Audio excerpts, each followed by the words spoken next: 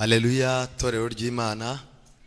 Imana ni nziza kandi ibihe byose Imana ni nziza kuko ariyo kamere yayo kandi nta kintu kibasha kuyihindura uko iteye. Ntabwo rero igikangwa n'amarangamutima yacu.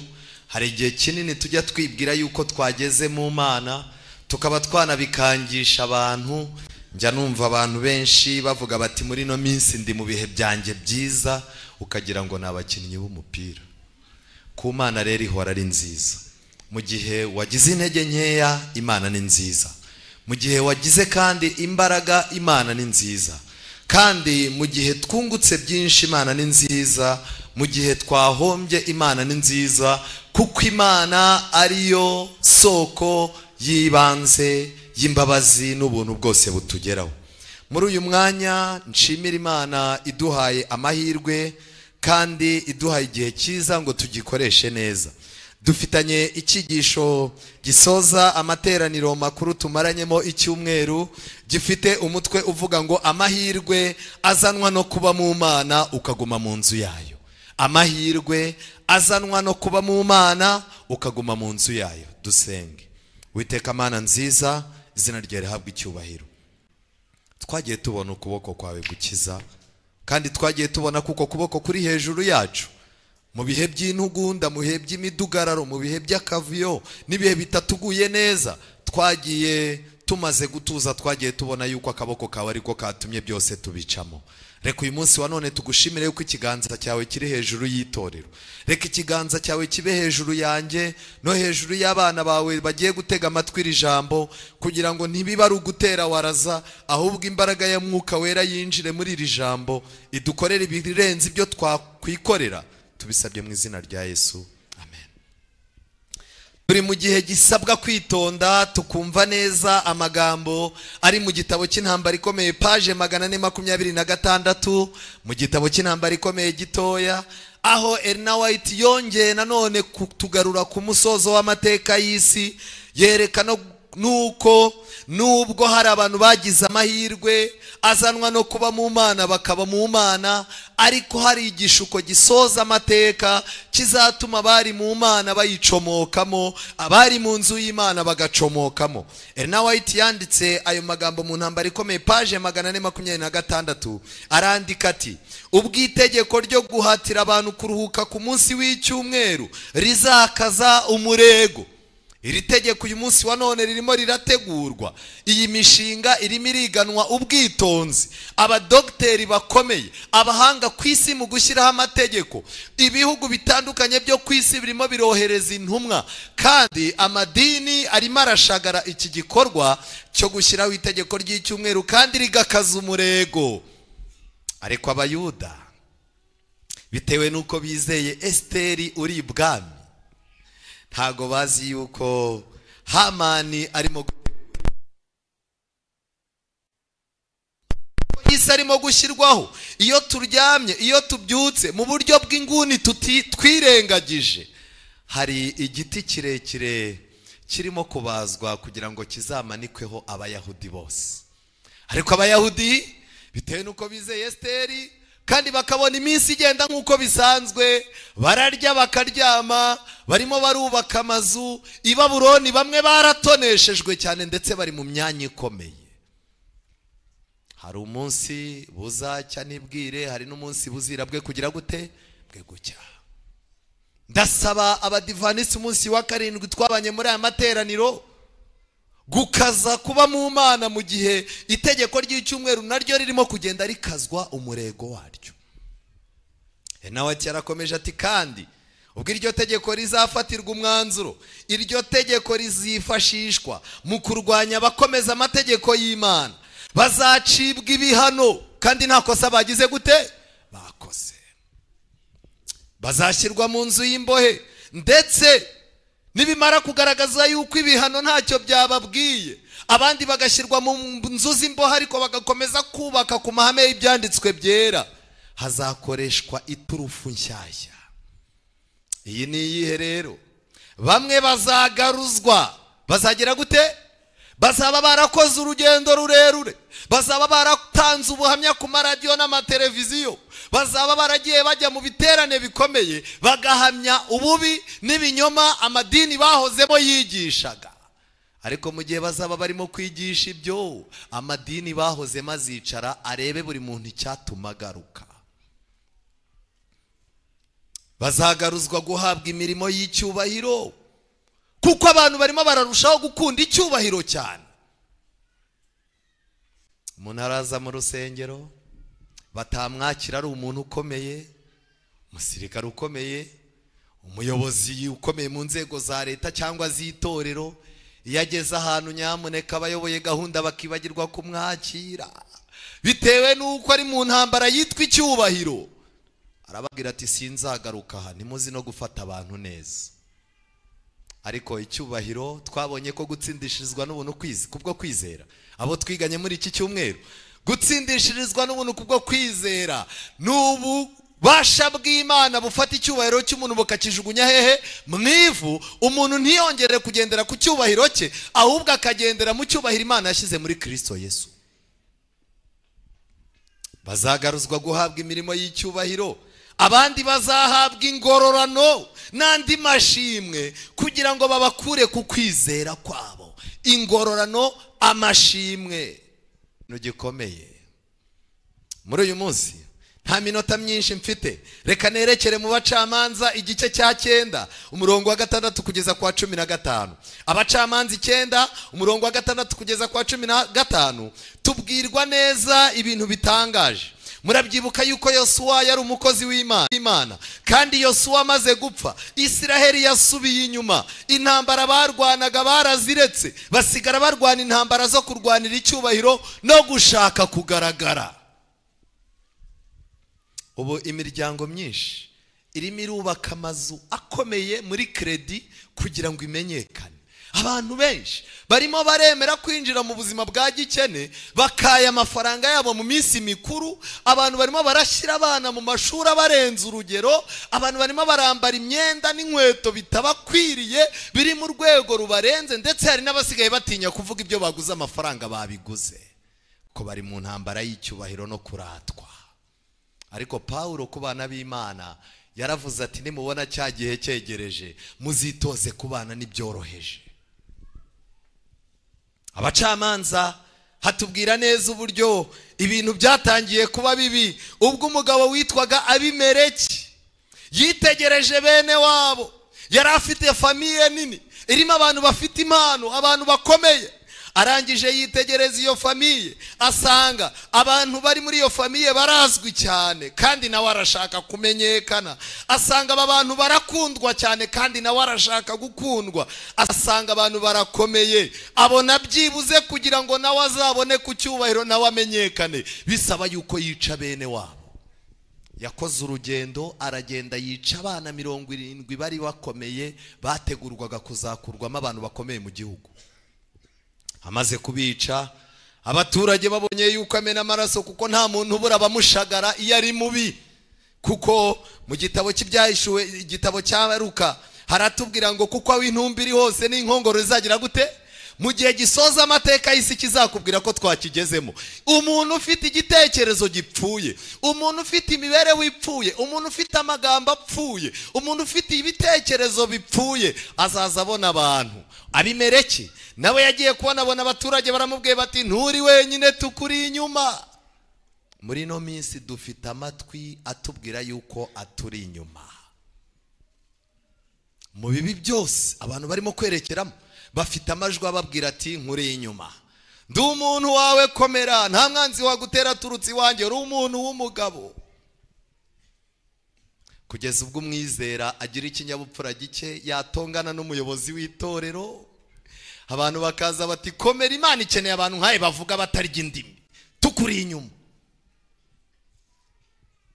Abimeleki kumva yuko ari abantu bamuri inyuma byabaye ibibazo. Arangije arimo arashaka ubuyobozi.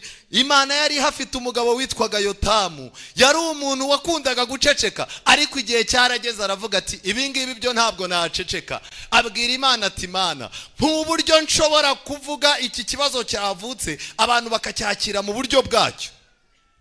Imana ikeneye abantu banihira ibibi bikorerwa hehe mu isi muri Yerusalemu. Umuntu wese uzabona ibintu byapfuye kuri mugenzi we, akabona ibintu byazambye mu nzu y'Imana, akabona ibintu byazambye mu mibereho y'abandi, ni wumva ufite ubwuzu bwo gukiza uwo muntu, uzapfukame. Imana izaguha uburyo wavugamo ibintu bikumvikana, nubwo yaba ari umuntu udaha ibintu agaciro. Imana rero uyu mugabo witwa Yotamu amaze kuyisaba, Imana iramubwira iti rero ntugire amagambo akakaye ukoresha, ntugire ibindi bintu ukoresha, ibi bintu byabaye ngiye kubiguhamo mu buryo bw'igitekerezo cy'ibiti. Bibiliya zanyu murebe, nuko abagabo bose bishekemu umurongo wa 6, nuko abagabo bose bishekemu bateranira hamwe n'ab'inzu ya Milo, bose barahaguruka bimikira Abimeleki Shekemu munsi y'igiti cyari cyateweho. Rubanda babibwira Yotamu, aragenda ahagarara mu mpinga y'umusozi w'Igerizimu, arabakomera n'ijwi rirenga. Kubera yuko ibi birimo gukorerwa mu isi ari byinshi, itorero ry'Abadivantisiti rihaguruka, ubutumwa ryahagurukanye bwiswe ubutumwa bw'amarayika wa mbere n'uwa kabiri. Ibyashiwe 14 umurongo wa 6, nuko mbona marayika wundi ahaguruka arangurura n'ijwi rirenga ati mwubahe Imana kandi mugire gute. Marayika wa kabiri nawe yaranguruye n'ijwi rirenga. Niyihe mpamvu ituma umuntu akoresha ijwi rirenga? Iyo abantu bagiye mu kibi bakagikunda kugeza ubwo kiryoheye amatwi yabo, bisaba kuvugira mu ijwi ryo hejuru. Abadivantisiti mu gihe isi irimo kwangirika, mu gihe amadini arimo kwangirika, mu gihe imibereho y'abaturage irimo gukinagara, turasabwa kuvugana n'ijwi rigize gute? Rirenga. Bibiliya irakomeza, yemwe bagabo bishekemu mwe nimunyumve, Imana nayo igire gute? Ibumve. Nimutanyumva kugira ngo Imana izabumve namwe bizabavuna. Uyu munsi wa none uko bwije nuko bukeye, Imana irimo irohereza abakozi bayo, irimo irohereza abaririmbyi nk'uko nguko baririmbye, irimo irohereza ababwiriza, ndetse rimwe na rimwe Imana yohereza abakecuru, abagabo badafite icyo bakomeyeho, ariko ikabohereza. Iyo abo bantu utabategeye amatwi, nawe Imana ntigira gute? Ntigutegera amatwi. Igihe kirageze ngo tugaruke ku isoko, tumenye no gutwitoza gutega amatwi abakozi bacu bo mu rugo. Icyo nicyo cyakijije Namani. Namani yakijijwe n'iki?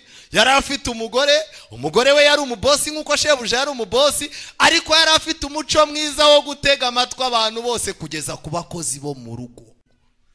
Kana kagakozi ko mu rugo karambwira ati databuja yakira nubwo wihebye. Atega amatwi umugabo arakira. Umuntu uzarokoka muri iki gihe gisoza amateka y'isi, umuntu uzakira ubutumwa Bibiliya mu byahishuwe itanga guturuka mu gice cya 2 n'icya 3, buri torero ryose ryarandikiwe ngo ufite ugutwi kumva yumva iby'umwuka abwira iki. Abantu ntago bazakizwa n'ibintu byinshi basomye. Uba imbere hano aho tugiye kujya, tugiye gukizwa no kumvira Imana gusa. Arangije avuga amagambo akomeye ati, kera ibiti byari bigiye kwiyimika mu mwami ngo abitegeke, byinginga igiti cy'umwerayo biti ujye udutegeka, ariko umwerayo uribaza uti mbese narekeshwa amavuta yanjye akoreshwa ibyo kubaha Imana n'abantu no kujya mpungabanira hirya no hino hejuru y'ibiti? Kubera iki Elayo ariyo bahereyeho mu mateka ya Isiraheli? Elayo ni igiti kirekire, ni igiti gikura gake gake ariko kikamara imyaka myinshi. Umuntu utihangana ntajya atera igiti cya Elayo, kiravunana, ariko iyo cyamaze gufatisha uhora usarura kugeza igihe kizasazira, kandi gisaza imyaka myinshi. Abakristo b'iki gihe, abaturage bo mu isi b'iki gihe barashaka ibintu byihuse, ntibashaka ibintu bitinze. Umuntu arashaka ko bucye yabaye umubosi, umuntu arimo arashaka yuko bucye yabaye umuntu ukomeye. Oya, igiti cya Elayo. Kandi iki giti cya Elayo cyamaraga imyaka myinshi mu burasirazuba muri Isiraheli.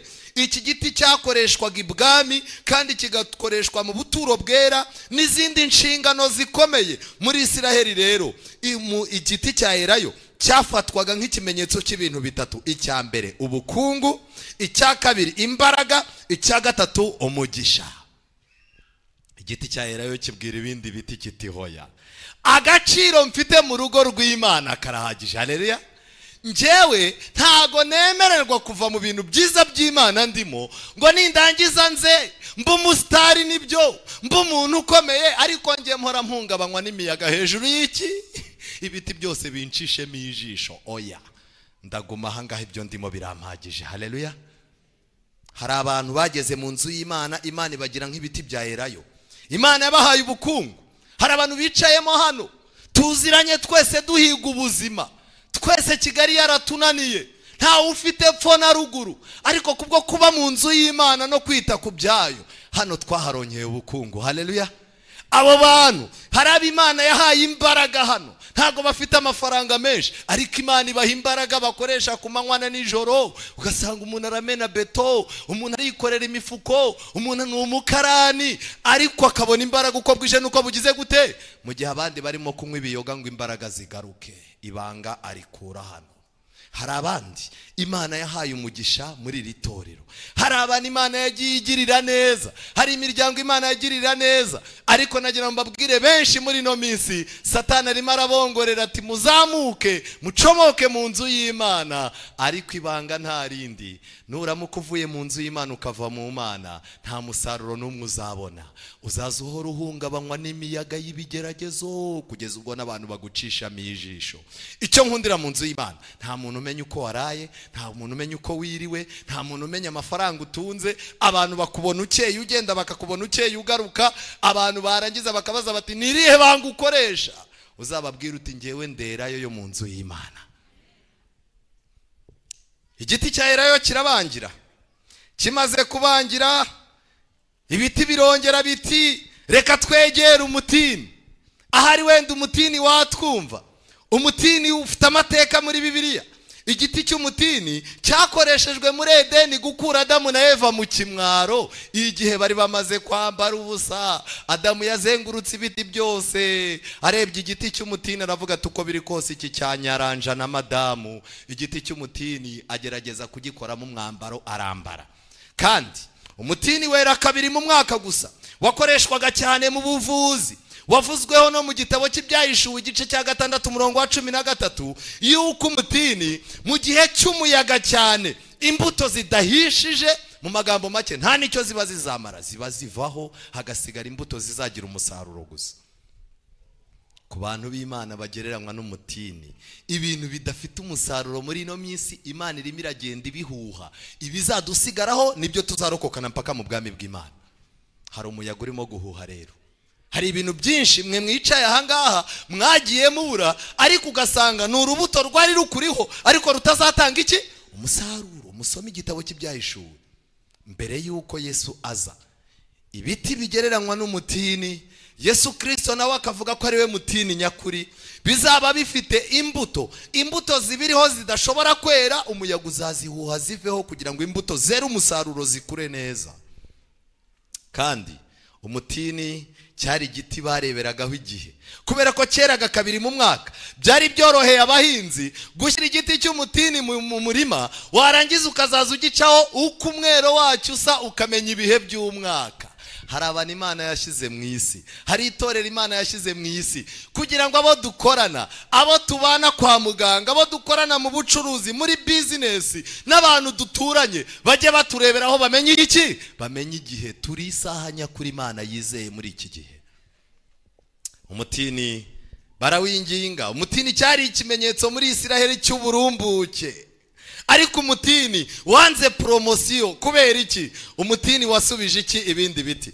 Murebe muri Bibiliya zanyu, maze ibiti by'ingingo utini biti ngwino dutegeke, ariko umutini urabibaza uti mbese narekeshwa uburyohe bwanjye n'imbuto zanjye nziza no kujya mpungabanira hirya no hino hejuru y'ibiti? Umutini nawo wanze kuva aho ukura agaciro. Umutini wanze ibintu bitatu. Icyambere, wanzeye yuko watakaza uburyohe bwawo. Uko turushaho kubana n'abisi mu nzego zose z'ubuzima, niko umunyu wacu urimo kugenda ushiramo iki uburyohe. Matayo 5:14. iyo umunyu ushize mu buryohe nta kindi uba usigaje, bawujugunya mu nzira abantu bakawukandagira. Irinde mu nzu y'Imana wahakuye agaciro, ariko uko urimo kubana n'isi uzisanga nta n'agaciro ufite, usigaye umeze nk'umunyu washize mu buryohe. Icya kabiri, umutini watinye ko wazasaza nabi, kuko igiti gisumba ibindi imiyaga iturutse mu nyanja nicyo iza ihiga. Abantu bakunze kwishyira hejuru ngo bagaragare mu bandi, famiye zikunda kwishyira hejuru ngo zitangarirwe n'izindi famiye, hari imiyaga itagize irenga. Umutini uti hoya. Ikindi cya gatatu, umutini watinye yuko nujya hejuru cyane utazakura neza, kandi agaciro k'umutini ni ukuba weze neza. Ibiti bikomeza urugendo, biravuga biti noneho rero mureke twinginge turebe. Maze ibiti biragenda byinginga umuzabibu biti, ngwino utegeke. Umuzabibu urabibaza uti, mbese narekeshwa vino yanjye inezeza Imana n'abantu no kujya mpungabanira hirya no hino hejuru y'ibiti? Umuzabibu ntushobora kwera mu murima w'akavuyo. Mu bihugu by'iburasirazuba bwo hagati usabwa guhingwa n'umuntu ugira gahunda mu mutwe we, kuko umuzabibu uterwa ku murongo, kandi umuzabibu usaba amategeko menshi. Icya mbere, uruzitiro rw'umuzabibu rugomba kubakwa kugira ngo utonwa, ariko nanone mu muzabibu hagati, bitewe n'uko hari inyoni nyinshi cyane zikunda kuza gusarura izi mbuto ziteze, bagomba gushyiramo umunara w'umurinzi, kandi bagashyiramo umurinzi. Dufite abizera benshi bameze nk'umuzabibu utarakura, bakeneye kurindwa n'amahame y'ijambo ry'Imana kugira ngo batonwa, ariko bakeneye kubaka umunara muremure bagashyiramo umurinzi w'ukuri ari we Yesu Kristo, kugira ngo inyoni zitabasahura. Hari abantu inyoni zagiye zisahura kugira neza. Nakomeje kugira neza, numvishe muri quartier barampimbye izina ribi, abantu basigaye banyita ngo ndi Kuruwa Ruje. Nta n'umuntu nzongera kwerekana inyinya. Inyoni zagize gute? Zamusahuye kugira neza. Shabundi nagane n'umuntu arambaza ngo ariko amafaranga nanga ku rusengero mpfusha ubusa, nagiye nyaha abantu basabiriza ko nako ari ugukorera Imana. Inyoni zigize gute? Ziramusaho. Yesu aca umugani w'umurima, yavuze yuko hari umuntu wabibye, inyoni ziraza zigira gute? Ziratoragura. Turi mu gihe inyoni zirimo gutoragura ibyo twari twarahinze. Ariko Bibiliya iratangaje. Mu gitabo cya Yesaya igice cya 1:1-5, ababishaka mu bikurikirana iby'umuzabibu. Umuzabibu wakoreshwaga nk'ikimenyetso cy'umutekano, ikimenyetso cy'ubukungu, n'ikimenyetso cy'ingororano muri Isiraheli. Hari abantu benshi bageze hano mu nzu y'Imana, Imana ibahindura umuzabibu, bagira umutekano ntawo bari bafite. Iyo tugeze mu nzu y'Imana ibya kera biba bishize, ariko hari abicaye hano basubiye mu bupfumu. Abagore bo muri aka gace baranyanga, uriya mugabo ntabwo anyifuriza neza. Ubu dufite abantu bahorana umutima uteye ubwoba. Itangiriro 15:1, Aburahamu witinya, ninjye ngabigize gute? Gukingira. Kandi uretse ibyo ngibyo, umuzabibu ushushanya ubukungu. Hari abantu bakuye ubukungu bwabo buba mu nzu y'Imana gusa. Hari abantu turya, tukambara, tukaryama, tukivuza, tukabaho neza, atari uko dutunze amafaranga menshi. Ubutunzi bwacu bwose Kristo yaratubereye ubutunzi. Abo nibo bonyine bazarokoka. Hari abantu Kristo yabereye ingororano. Hari abantu bicaye hano bavutse nta muryango bagira. Hari abo babuze imiryango yabo muri jenoside yakorewe Abatutsi, basigara bahagaze bonyine, ariko bageze mu nzu y'Imana, Imana ibabera ingororano. Haleluya. Irongera ibaha imiryango, bafite ba papa, bafite ba mama, ariko hari n'abandi bicaye aha ngaha agahinda k'icyo gihe bakikabitse mu mitima yabo.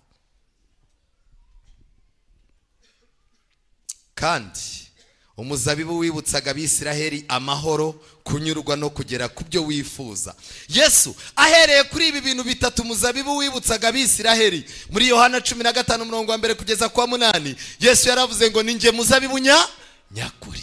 Kubera ko umuntu uri muri Kristo Yesu azabona amahoro. Uri muri Kristo Yesu no mu nzu y'Imana azanyurwa, kandi uri muri Kristo Yesu azagera ku byo yifuza byiza. Ibiti birangije biravuga biti ibintu bikomeje kwanga, ariko ibiti biracyashaka ikibitegeka. Bibiliya irakomeza, umuzabibu umaze kwanga 14, ibiti byose bihera ko byingingira umufatangwe. Ariko mbabazi, umufatangwe abasaza baraha bazi igiti cy'umufatangwe, byo birasekeje rwose. Uko isi izagenda ibura icyayigirira akamaro, niko izerekera ku bintu bidafite agaciro.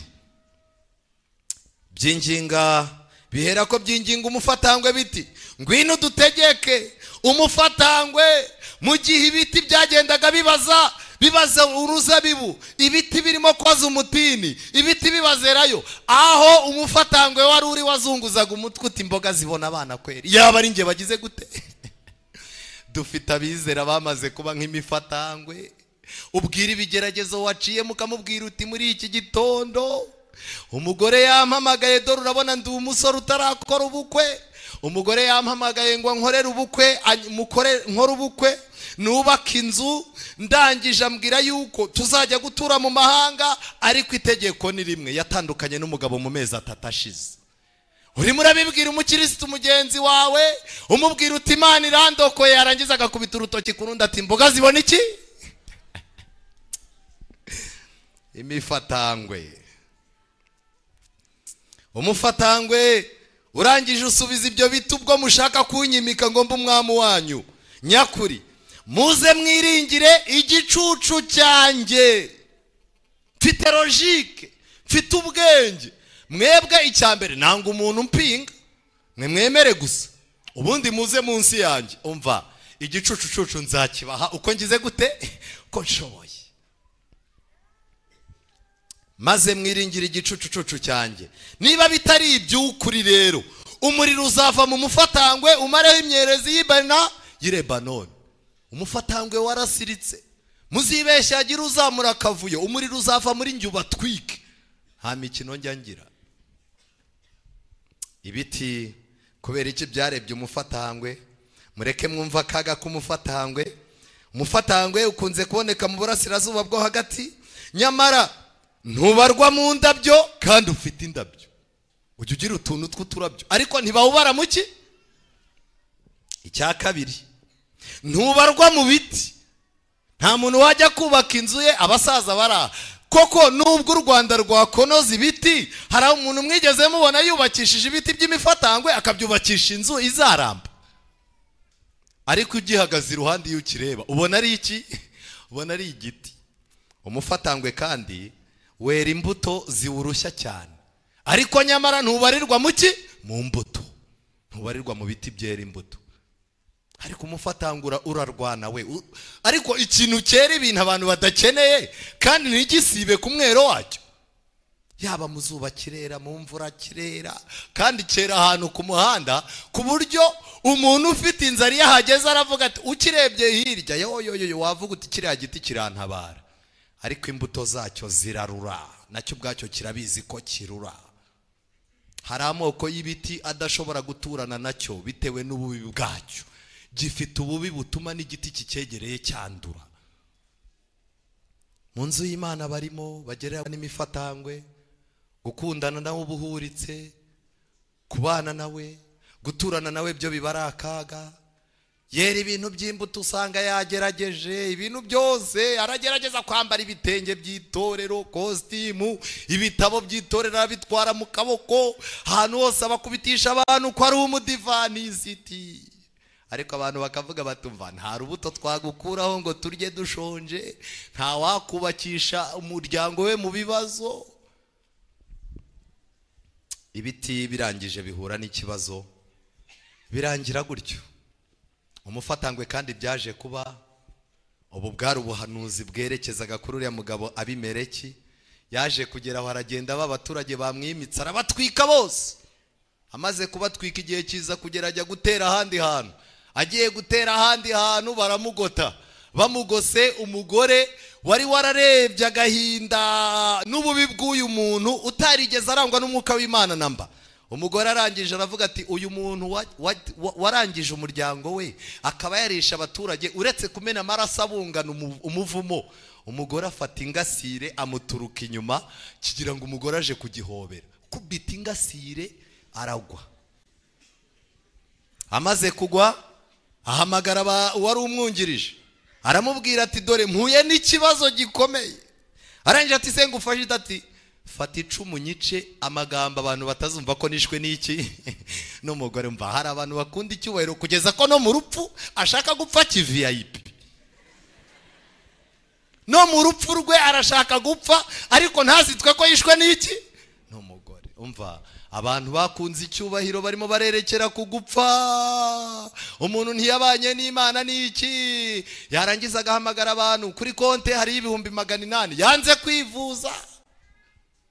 Yarangiza ati muzaguremo isanduku nziza ku munsi wanjye mwese muzambare costume abantu batazaza bakaducishamo iki ijisho. Azaba hari?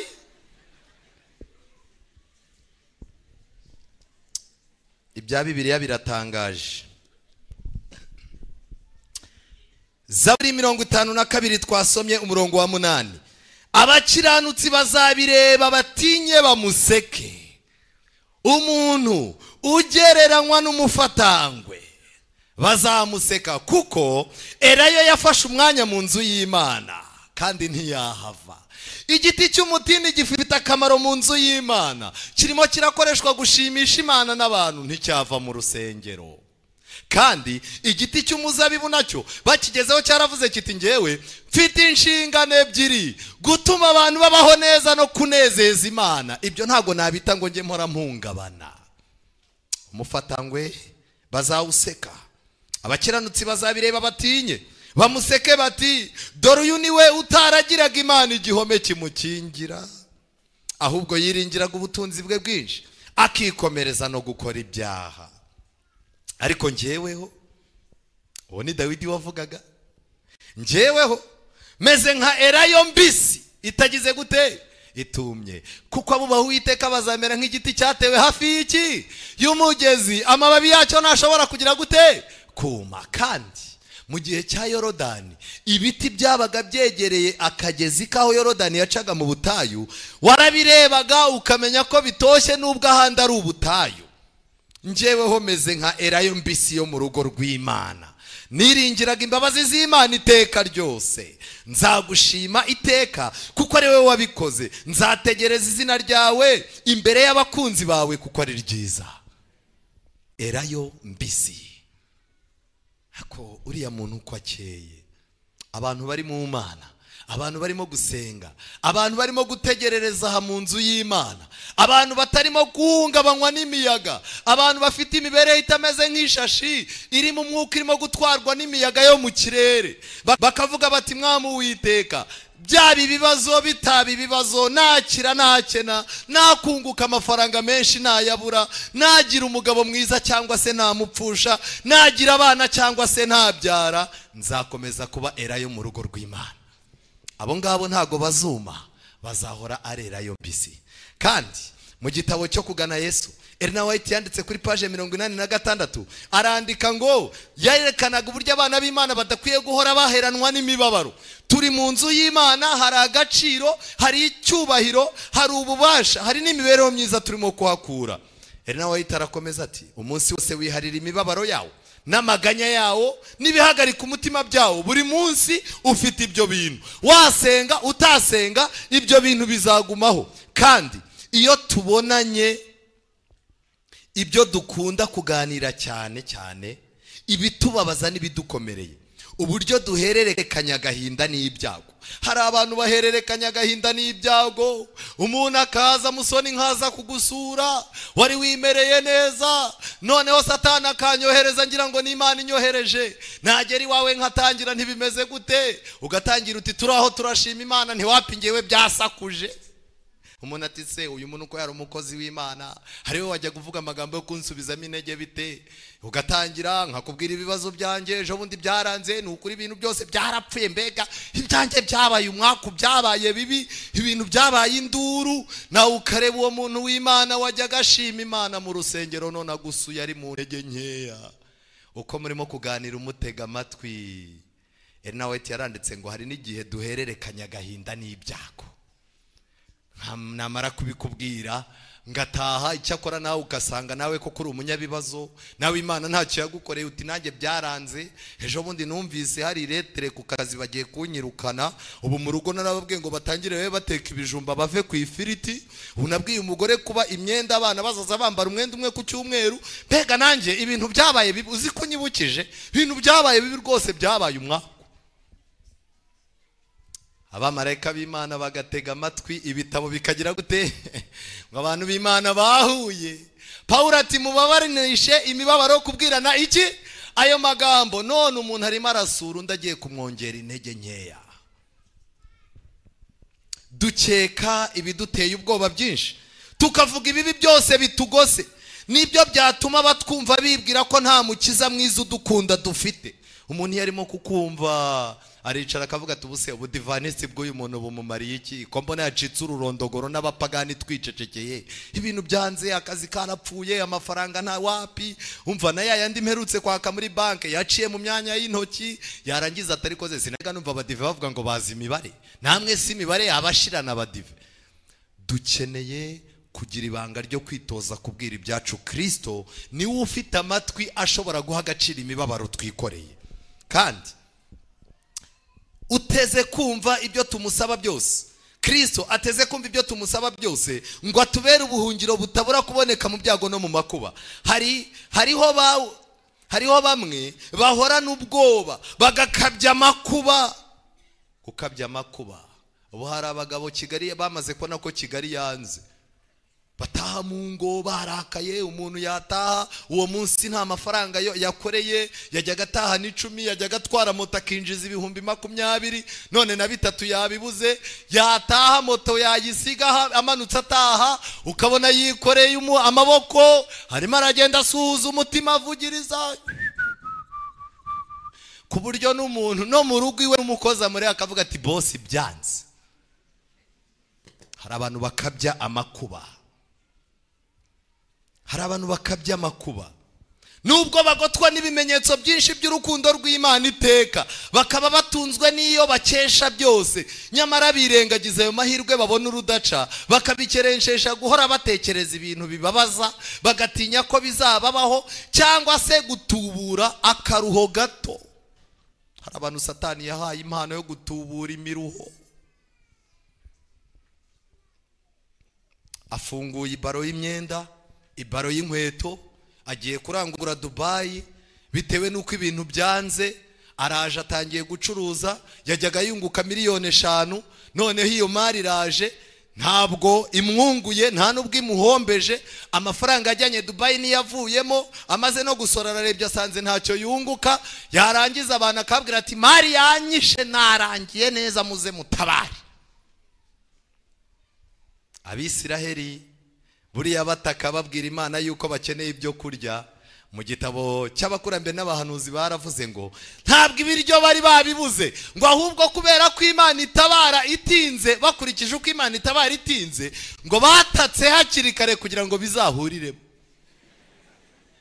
Natwe niko tumeze. Umuntu atangira gutaka ko ibiryo byashize mu nzu hakiri iby'icyumweru, murarya iki? Ni akazi kanyu. Umuntu yatangiye kubara kuri konti yaririho 10,000,000, atangiye kubona zibaye 7, aratangira akabwira umugore ati twakonoje ibintu byabaye bibi. Ubu abantu benshi batangiye gutaka, ariko icyo nshimira Imana nuko ari nayo iduha icyo duheraho turira. Kandi gutubura akaruho gato rero, hari abantu barimo gutubura imiruho barimo kandi iracyari mito, bikabahuma amaso rwose, maze ntibabone ibindi bintu byinshi by'inkoramutima Imana yabagiriye. Ibiruhije bajya babona aho kubatera gusenga Imana nyiri imbaraga, bibatandukanya nayo, kuko bibahagarika imitima no kubyivovotera aho kubyikoreza Imana. Mbese aho kutizera dutyo biradukwiriye. Duterwa n'iki kuba indashima no kujya tutiringira uwadupfiriye? Yesu niwe nshuti yacu by'ukuri, n'abera bo mu ijuru bose baduhanze amaso batwifuriza ibyiza. Haleluya! Uretse Yesu twifuriza ibyiza, na marayika ukurinda ntanezezwa no kubona uri mu bibazo nk'ibyo urimo, kandi ijuru ryose ritwifuriza ibyiza. Nubwo ibindi imbere byose byankoma mu nkokora, nta kabuza ko nishimana Imana y'agakiza kanjye. imana ibambika imbaraga mu izina rya Yesu.